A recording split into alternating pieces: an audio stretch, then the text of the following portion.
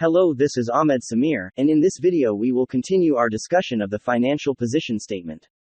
We had previously talked about the assets and liabilities, and today we will talk about both the share capital and reserves and the items that will be included in the top of the financial position statement.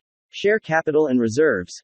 In relation to 1. The authorized capital, numbers of shares authorized. 2. Reserves. The following disclosures are required. The number of shares. 1. Authorized stock and authorized capital stock, maximum number of shares that a company is legally allowed to issue to investors. The maximum number is specified in the legal incorporation documents of the company, known as Articles of Incorporation. 2. Issued and fully paid. 3. Issued but not fully paid. Par value, or the shares have no par value. Settlement of the number of shares outstanding at the beginning and the end of the period. Description of rights, preferences, and restrictions.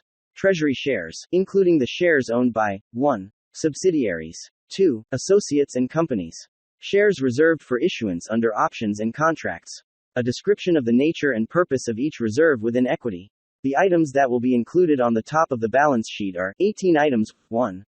Property, plant and equipment. 2. Investment property. 3. Intangible assets. 4. Financial assets. 5. Investments accounted for using the equity method. 6. Biological assets. 7. Inventory. 8. Trade and other receivables. 9. Cash and cash equivalents. 10. Assets held for sale. 11. Trade and other payables. 12. Provisions. 13. Financial liabilities. 14. Current tax liabilities and current tax assets as defined in IAS 12. 15. Deferred tax liabilities and deferred tax assets as defined in IAS 12. 16. The liabilities included in disposal groups. 17. Non-controlling interests, presented within equity. 18. The issued capital and reserves attributable to owners of the parent.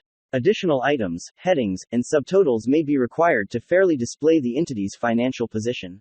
In the next video, we will review the form of the balance sheet in addition to some important notes about it.